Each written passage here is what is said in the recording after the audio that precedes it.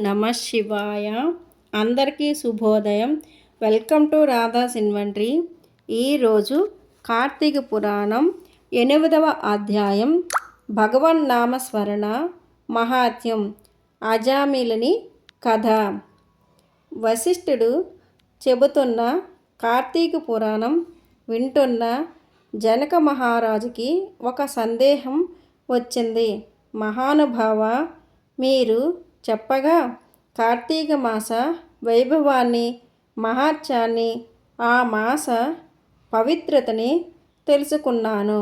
అయినా నాకు ఇంకో సందేహం వస్తుంది.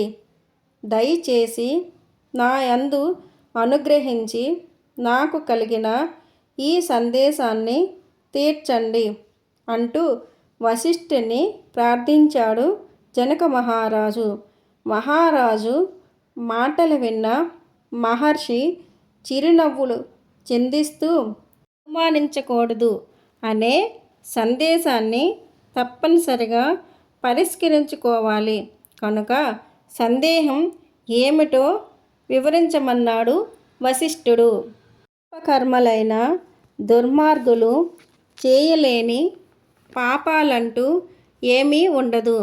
పాపకర్మలైన వారి వల్ల సంకరమనే దుర్భాగ్యం పెచ్చు పెరిగిపోతున్న విషయం తెలిసిందే. అంతటి పాపాత్మలు కూడా ప్రాయశ్చిత్తం వల్ల పవిత్రులవుతారు అంటారు అని ధర్మశాస్త్రం చెబుతుంది. అదే విషయం మీరు చెబుతున్న కార్తీక పురాణమా సూచిస్తున్నది. మహాపాపాలు చేసిన పాపాత్మలు కూడా పుణ్యకర్మలు ఆచరణ వాటి యందు ఏమాత్రము ఆసక్తి లేకుండానే కైవల్య సిద్ధిని పొందుతున్నారు. అది ఎలా సాధ్యమవుతున్నదో నేను అర్థం చేయలేకపోతున్నాను. మహాపర్వతం చిన్న గోటికొనతో పోగలుగుతుందా? దావాగ్ని జ్వాలలు పుక్కిలించే నీటిలోని ఆరిపోతాయా? నదీ ప్రవాహంలో కొట్టుకుపోతున్నవాడు గడ్డి పోచను ఆధారంగా చేసుకొని గట్టు ఎక్కగలుగుతాడా? కొండ మీద నుంచి లోయలోకి పడి పతనమయ్యేవాడు చెట్టు యొక్క తీగ సాయంతో కొండెక్కగలడా? అదేవిధంగా అనేక పాపాలు చేసిన పాపపరాయణుడు పుణ్యగతులను చేరుకోగలడా? వినడం వలన చెవులు పవిత్రమవుతాయేమో కానీ కార్యసిద్ధి కాదేమో అనిపిస్తుంది. దయచేసి నాకు కలిగిన ఈ సందేహాన్ని తొలగించండి. కొద్ది పుణ్యం వల్ల అనంతమైన దుర్భరమైన పాపాలు తొలగిపోతాయా అన్నాడు జనకుడు. ఓ రాజేంద్ర, చాలా చక్కని ప్రశ్న అడిగేవు. మానవులకు గొప్ప ఉపకారం చేసే మీమాంసాది అనేక ధర్మశాస్త్రాలను చూశాను. నేను ఎన్నో అద్భుతమైన విషయాలను వివరంగా చెప్పేయి. వాటిని నీకు నేను తెలియజెబుతున్నాను. జాగ్రత్తగా విను. సృష్టిలో మొత్తం 3 గుణాలు ఉన్నాయి. అవి 1 సత్వగుణము, 2 తమోగుణము, 3 రజోగుణము.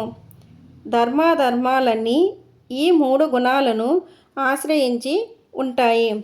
సత్వగుణాన్ని ఆధారంగా చేసుకుని చెప్పబడ్డ ధర్మం సూక్ష్మ ధర్మం అని పెద్దలు చెప్పారు. సత్వగుణం వల్ల పుట్టిన కార్యాచరణ ఫలితములను పరమేశ్వరార్పితం చేస్తుంది. ఆధ్యాత్మిక అధికంగా గల ధర్మము. ఈ ధర్మమును ఆచరిస్తే అది సమస్త పాపాలను పోగొడుతుంది.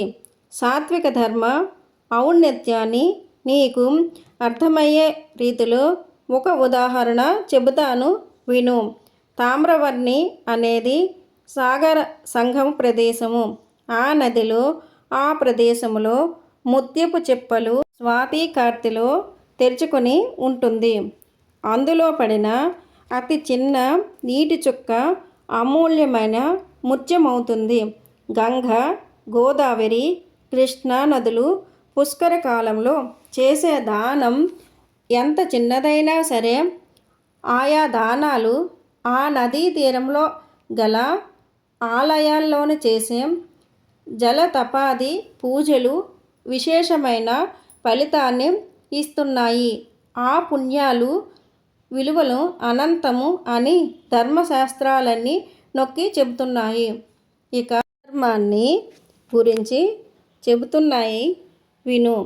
ఫలితములను కోరుకుంటూ చేసే ధర్మకార్యాలు జన్మకు కారణములైన కష్ట సుఖాలను కారణాలవుతున్నాయి.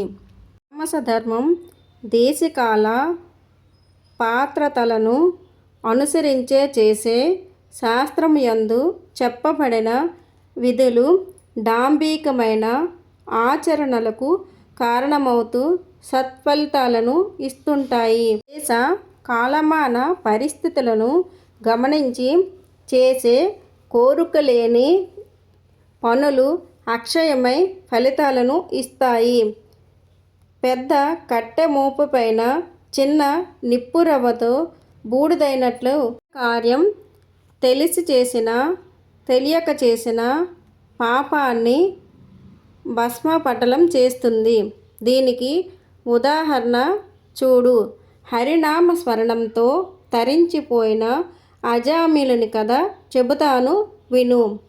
కన్యాకుబ్జమనే దేశంలో సత్యవ్రతుడు సుగుణవతియగు హైమవతి అనే దంపతులున్నారు. ఆ దంపతులకు లేక లేక ఒక మగ పిల్లవాడు పుట్టాడు. ఆ పిల్లవాడికి అజామిలుడు అని పేరు పెట్టుకుని అల్లారు ముద్దగా పెంచుకున్నారు. తల్లిదండ్రులిద్దరూ అతడిని అమితమైన గారాబం చేశారు. దానితో వాడు అడ్డు ఆపు లేనివాడై సమస్త వ్యసనాలకు బానిస అయ్యాడు. దాసి దానితో సంపర్కం పెట్టుకొని ఆమెను పెండ్లి చేసుకున్నాడు. తల్లిదండ్రులను విడిచిపెట్టి ఆ అజామిలుడు ఆమెతోనే కాలం గడుపుతూ ఉన్నాడు.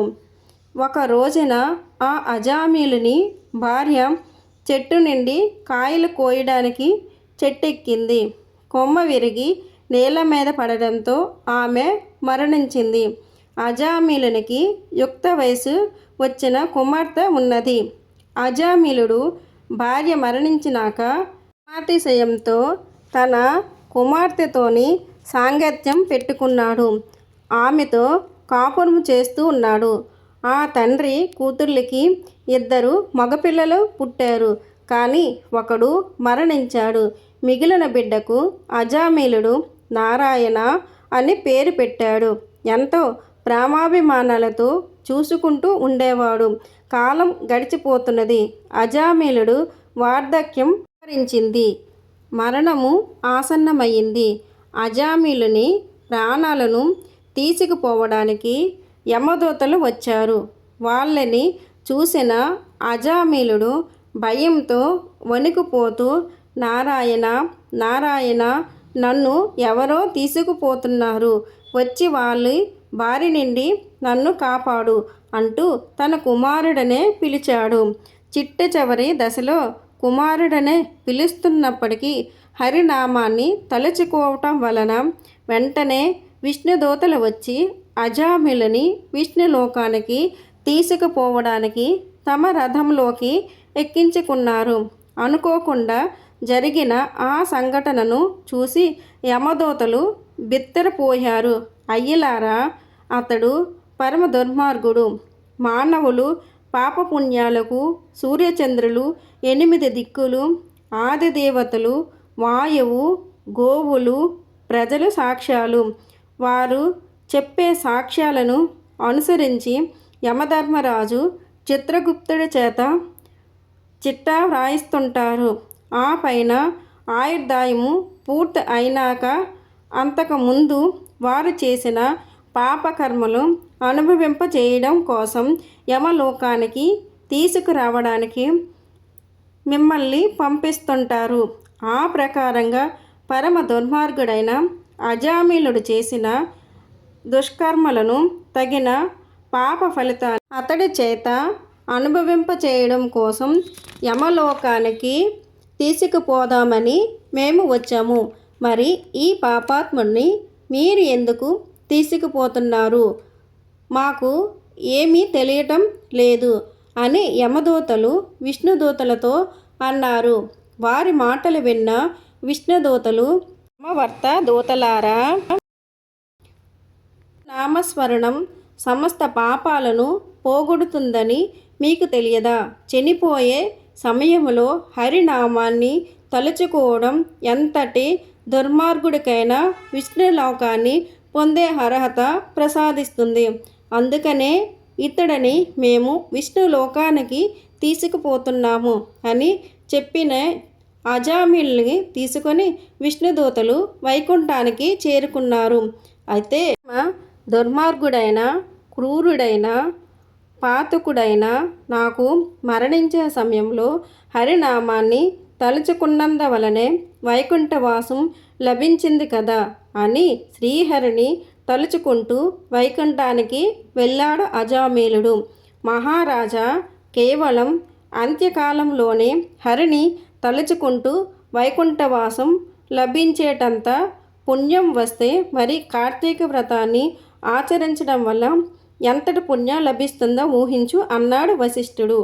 ప్రాణాన్ని వదిలిపెట్టే సమయంలో కారణం ఏమైనా భగవంతుని నామాన్ని తలుచుకుంటూ ముక్తి కరతలమని చెప్పి గీతాచార్య మాటని గుర్తు చేస్తుంది అజామిలుడు జీవిత కథ.